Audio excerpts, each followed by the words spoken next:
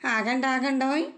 ఈ మురుమురాలు బొంగులు చూడగానే వీడియో స్కిప్ చేశారనుకోండి, మీరు ఒక మంచి రెసిపీ మిస్ అయినట్టే. ఎందుకు చెప్తుంది అనుకుంటున్నారా? పదండి ఇక వీడియోలోకి. ఏముందండి, బొంగుల ఉప్మా చేద్దాం అనుకున్నాను. సో దానికోసం ముందుగా గ్యాస్ మీద కడాయి పెట్టి కొన్ని పల్లీలు ఆనియన్స్ ఇలా దూరగా వేయించుకోవాలి. ఏం చేసినా పల్లీలు అనేది తాలింపులో ఉంటే ఎంతో బాగుంటుంది. సో ఆ తాలింపు డీప్ ఫ్రై అవుతూ ఉంటాయి. ఇలా ఇంకో గిన్నెలో బొంగులు తీసుకొని కడిగి పక్కన పెట్టేసుకోవాలి. ఎందుకు అంటే మనం చేసేది బొంగులు ఉప్మా కదా, సో బొంగులో ఉప్మా కూడా అని అంటారు. అలా ముందుగా కడిగి నానబెట్టడం వల్ల అవి ఎంతో స్మూత్గా అయ్యి టేస్టీగా ఉంటుంది.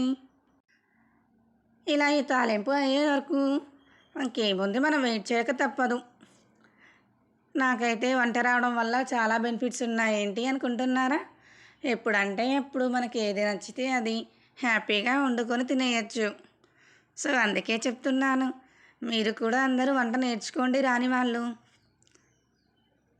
మనకి ఏదైనా తినాలి అనిపించినప్పుడు అడిగి చేయించుకోవడం కంటే మనకు వచ్చిన స్టైల్లో మనమే వంట చేసుకొని తింటే అబ్బో ఆ ఫీలింగే వేరే ఉంటుంది. నన్ను చూస్తున్నారు కదా, నాకైతే ఏది తినాలి అనిపించినా చిటికలో చేసేసుకుంటాను. అట్లా ఉంటుంది నాతోటి. ఇక మన డీప్ ఫ్రై అంతా అయ్యాక లాస్ట్లో కొంచెం కారం కూడా కలిపేసి పోపులో మనం ముందుగా నానబెట్టుకున్న బొంగులు కలిపి బాగా మిక్స్ చేయాలి.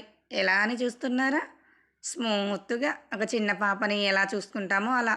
ఎందుకు అంటే అవి ఆల్రెడీ మనం కడిగి నానబెట్టుకున్నాం కదా, మరీ ఫాస్ట్గా చేస్తే అవి విరిగిపోతాయి, చూడ్డానికి బాగోదు. ఇలా నేను వీడియోలో చెప్పినట్టు చిన్నగా కలుపుతూ ఒక 5 మినిట్స్ సిమ్లో పెట్టేసి లాస్ట్లో కొంచెం ధనియాల పొడి కూడా వేయండి. మీ టేస్ట్కి తగ్గట్టు కొంచెం సాల్ట్ యాడ్ చేసుకోండి. ఇలా ఒక 5 మినిట్స్ అయ్యాక మనం కొత్తిమీరతో గార్నిష్ చేసి ఇంకొక 1 మినిట్ అలానే సిమ్లో ఉంచామనుకోండి, ఎంతో టేస్టీ యమ్మీ బొంగులో ఉప్మా రెడీ. చూడండి ఎంత టేస్టీగా ఉందో చూడ్డానికి. బాయ్, నెక్స్ట్ వీడియోలో